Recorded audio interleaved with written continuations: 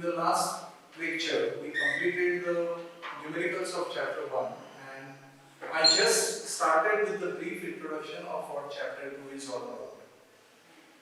It is mechanical properties of fluids and we are going to start with surface tension.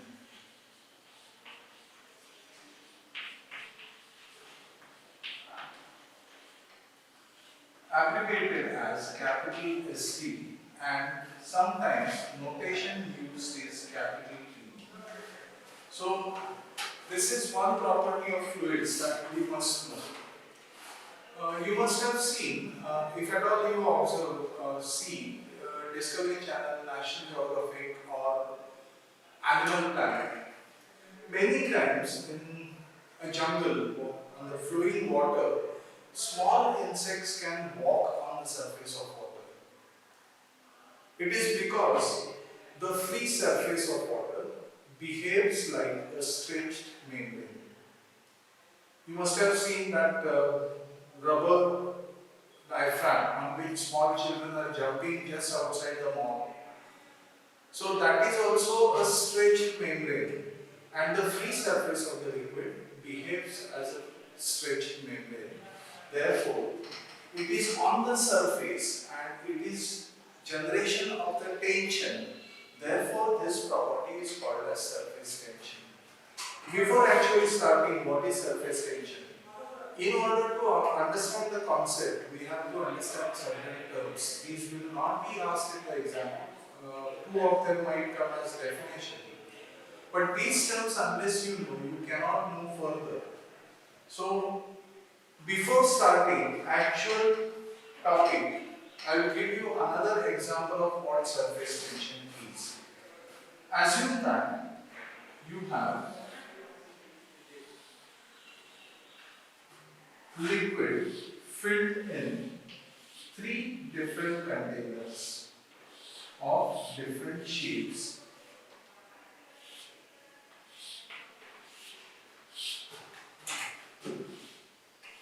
Assume that the volume of all these shapes is same.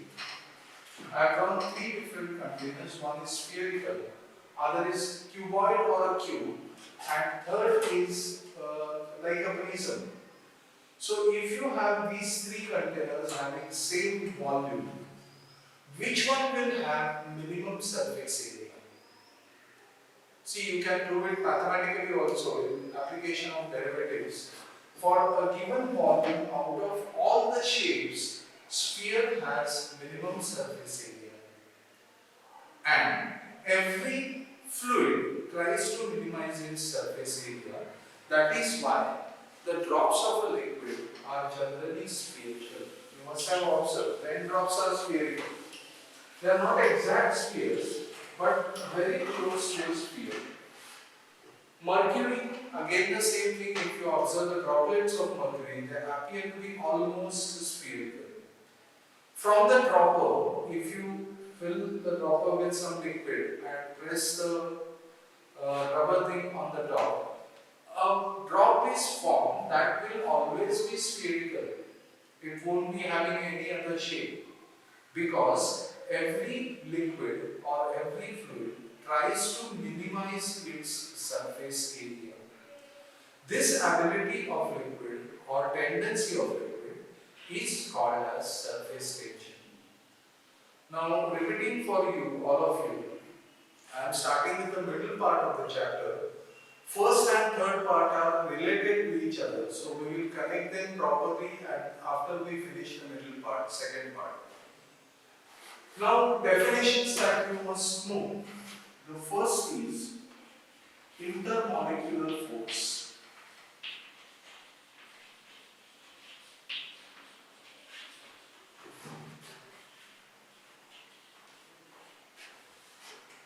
See, according to Newton's law of gravitation, every particle attracts every other particle. So, there is a force between 2 molecules. Force between any 2 molecules is called as intermolecular force. Remember the distance up to which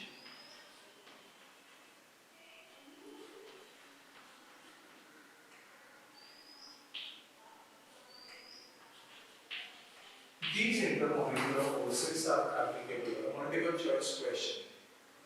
Intermolecular forces are short range forces.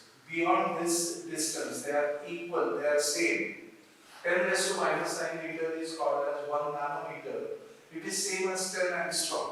Remember, all these values can be asked as multiple choice questions. Now, these forces are of two types.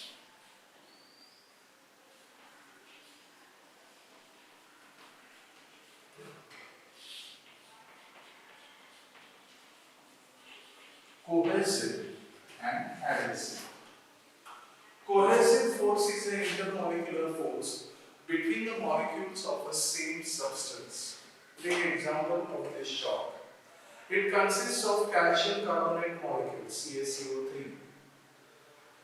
The force of attraction between two molecules of the same substance is called as cohesive force. Exactly opposite. The molecular force of attraction between two molecules of different substances is called as adhesive force. That is why when we use something to stick, that substance is called as adhesive or gum. Adhesive forces between different substances will be different. Cohesive force between any two molecules of the same substance is generally same in magnitude. The next term that you will come across is called as the range of molecular force. Sometimes word attraction is also used. Range of molecular attraction, how you are going to define it? Range of molecular attraction is the maximum distance up to which these forces are applicable. I'll give you an example of this. Example in the sense, similar type of force. In the 11th standard, you have studied about strong nuclear force. It is within the nucleus, that is, up to a distance of 10 raised to minus 15 meter or 1 femtometer or 1 foton. Beyond this distance, the magnitude of strong or weak nuclear forces is zero. Unlike gravitational force, electrostatic force, magnetic force, which are extend up to infinite distance, these forces are short range. Now the maximum distance up to which these intermolecular forces are applicable or exist is called as range of molecular force or range of molecular attraction.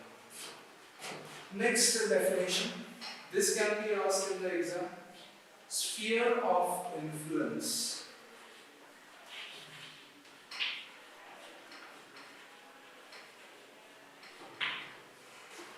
Now, assume that this is a molecule under consideration.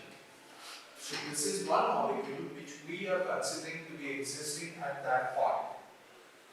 It will exert a force on any other molecule of any substance. Maybe it will be cohesive force or adhesive force up to a distance of 10 raised to minus 9 meter. But it will be applicable in all the directions.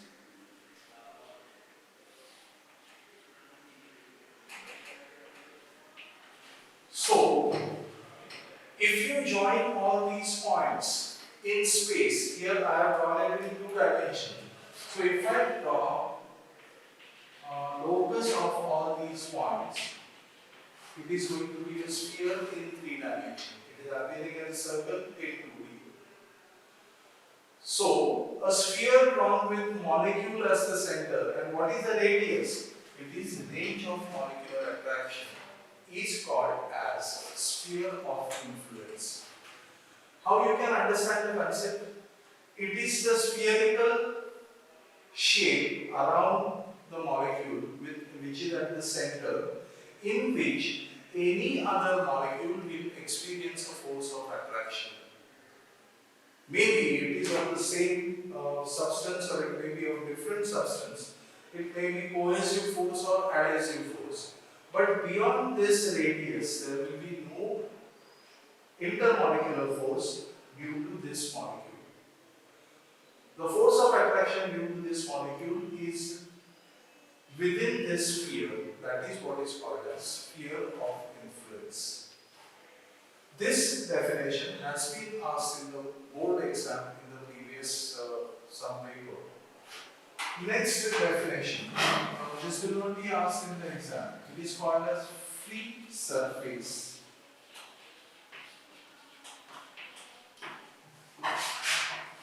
Now, free surface, if you pour liquid in a container, let us assume a beaker.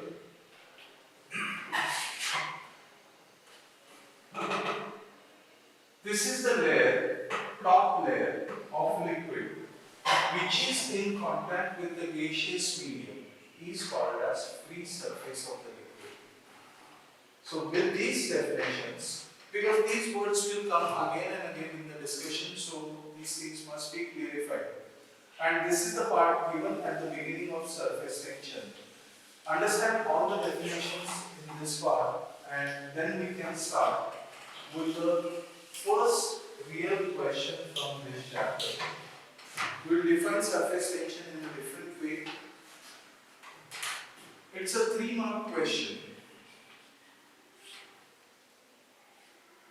Explanation of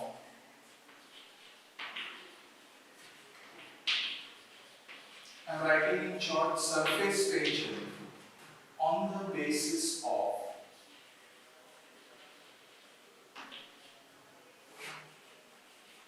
molecular theory.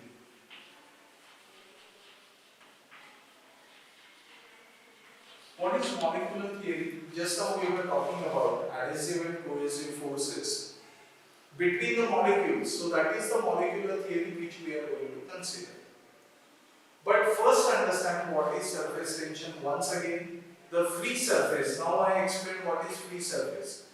A surface of a liquid which is in contact with the gaseous medium is called as free surface. And what is surface tension? The free surface of the liquid always behaves like a stretched membrane. Why this happens? So that has to be explained on the basis of molecular theory. So I am considering liquid filled in a container.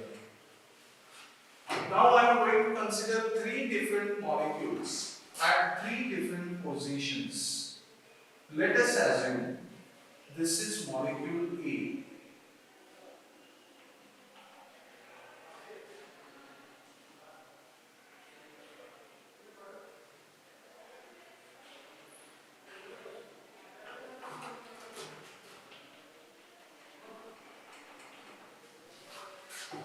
Assume that this is range of molecular attraction.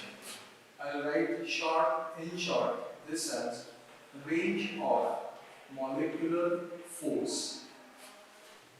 Range of molecular force or molecular attraction. I am considering the second molecule somewhere here.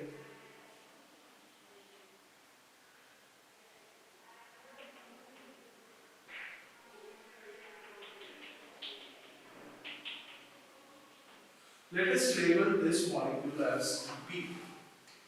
And the third molecule, which is exactly on the free surface,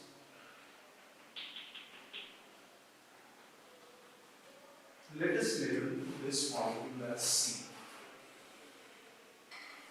3 different positions, different behavior, and every molecule will behave differently. Let us try and understand it on the basis of molecular forces. Observe molecule A. Where it is well within the liquid. It is surrounded by liquid molecules from all the sides. On an average, if we consider liquid to have consistent density, then the number of molecules on each side is equal. if we consider the density of the liquid to be constant throughout, then molecule A is equally surrounded by molecules of the liquid from all the sides. Means whatever force it experiences on this side, the same force it experiences towards left. These are equal and opposite forces, so they cancel each other's effect. This is not to be shown with the cross in the exam. You are supposed to draw the diagram, but these crosses are not to be shown. Number of molecules on the upper side is equal to number of molecules on the lower side. So same force in upward and downward direction. Net force for this molecule, for molecule A,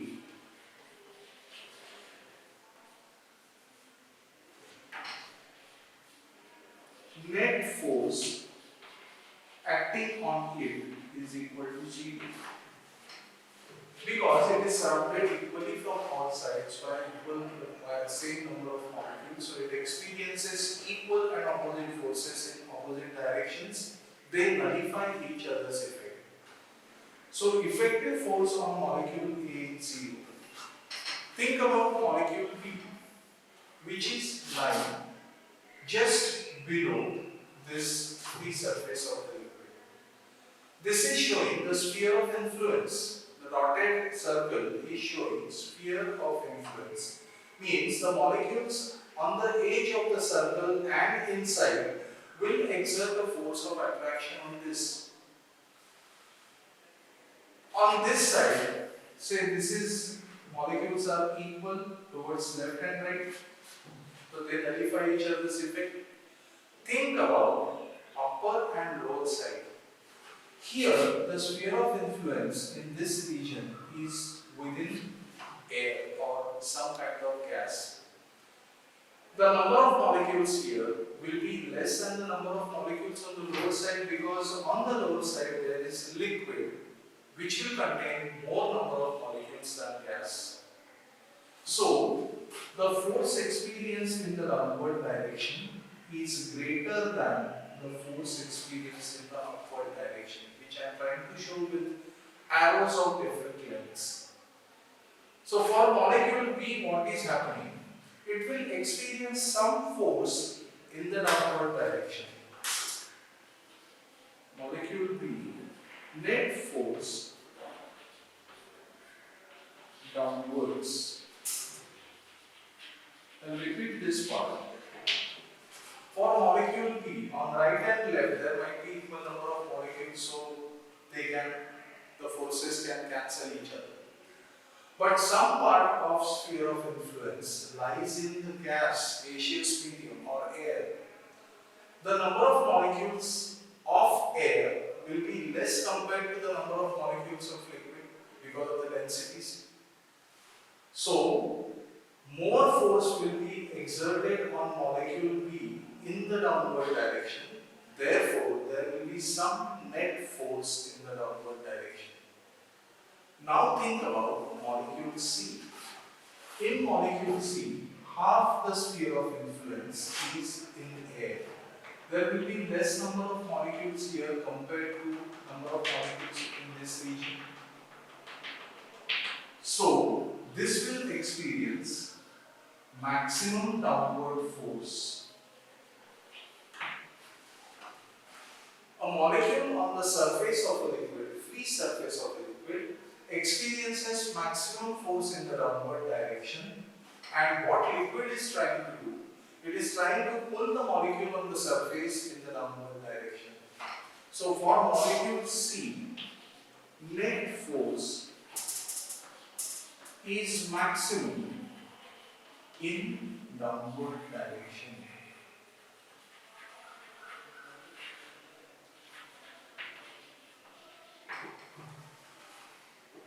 Every liquid has this tendency to try and pull the molecules on the surface well inside the bulk of the liquid. Now, assume that I have this chalk. If I remove one particle at a time, one molecule at a time, what will happen to the surface area of this? Maybe one molecule there will not be much change. But if I continue the process by scraping it or doing some rubbing it on some rough surface, the molecules will be tear apart from the surface and the surface area of this molecule will decrease. The surface area of the substance will decrease. Similarly, if these molecules on the surface are pulled down, the surface area of the free surface of the liquid will decrease. But if there is a gap here, what is going to happen? It is behave like a stretched membrane. There will be tension produced. There will be tension produced in the free surface of the liquid, and it will behave as if it is a stretched membrane. This particular phenomenon is called as surface tension. So it's a 3-mark question in which you have to draw the diagram, consider 3 different molecules at 3 different positions, explain in short how the forces are working, and then you can say that liquid tries to pull the molecules on the free surface inside the bulk. That is what is called as surface tension. So we go to the next question as well as next physical quantity, which is called as surface energy per unit area. It can be a 2-mark question. Define surface energy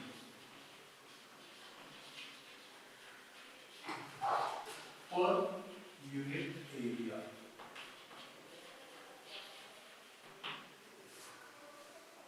First, we will have to understand. They might ask you unit and dimensions also of the same physical quantity. First, you have to define what is surface energy. Then, per unit area is very easy. Just on what we have said, you are not supposed to draw the diagram or anything in the exam if this question comes. What we said in the previous answer, molecular theory, we said that the liquid pulls down the molecule. So let us say there are many molecules pulled down inside the bulk of the liquid. Now, if I want to increase the surface area, because of these molecules being pulled down, the surface area of the surface decreases. If I want to increase the surface area, this is the force acting in downward direction. If I want to increase the surface area, I will have to bring this molecule to the surface again. I have to apply at least equal and opposite force equal to the cohesive force exerted here by the liquid molecules. So, there is force present and there is displacement of the molecule. So, what happens? When force is present and displacement is there, work is done. We will call this dx for further reference. So, small amount of work done in bringing one molecule on the surface of the liquid. If I want to increase the surface area, that work done is given by F dx. Where does the work go? The work is stored as the potential energy of the surface. That potential energy of the surface is called as surface energy.